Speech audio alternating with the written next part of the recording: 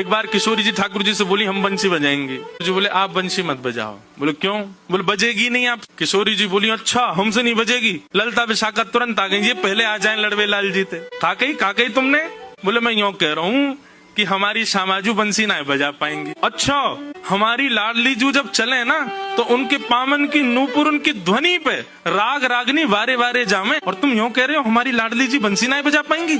चलो जल्दी अपनी बंसी दो, हमारी किशोरी जी बजाएंगी। अरे मैं कोई किशोरी जी पे संशय ना कर रहा हूँ, किशोरी जी पे कोई आक्षेप ना कर रहा हूँ, वो साक्षात संगीत स्वरूपा है, पर मेरी बंसी जे ना बजा पाएंगी। ललिता जी बोली आज तो यही बंसी बजेगी, अब ही बजेगी और तुम्हारे सामने ही बजेगी, लाओ दो। ठाकुर जी बोले ना माननी बात, लो दे दो। हे लाडली जू आज दिखा दो यार, जो बहुत अपने आप को कुछ समझे बंसी बजावे और यूं सोचे कि या के आगे कोई ना, आज आप बजाए दो, नेक दिखाए दो, अपना स्वर लगाए दो, यही को मूर्छित कर दी हूँ बंसी बजाए के। ठाकुर जी खड़े, हाँ श्री जी बजाओ, हमारा तो सौभाग्य कि हमारी बंसी आपकी सेवा में, पर मैं फिर कह रहा हूँ जी बजेगी नहीं। किशोरी जी ने अपने अधर पर वेणु धारण करके अपनी कोमल उंगलियों से छिद्रों को आच्छादित किया और जैसे ही प्राण पिरोए बस हवा ही हवा निकले, स्वर नहीं निकले। ललिता विशाखा कह रही है अरे जल पिला गलो सुगो श्यामाजू को जल पिलाए दियो, लेकिन बंसी नए बजे। ठाकुर जी मंद मंद मुस्कुरा रहे, अब मैं कह रहा हूँ नए बजेगी मुंह वापस कर दो। अरे श्यामाजू जी बहुत मायावी है,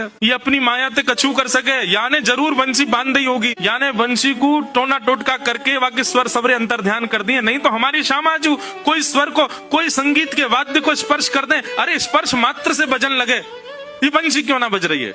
ठाकुर जी बोले पहले बंसी वापस करो फिर बताऊंगा। किशोरी जी ने बंसी वापस करी। ठाकुर जी बोले अच्छा एक बात बताओ, आप बंसी को वादन करते समय मन में कौन को चिंतन कर रही?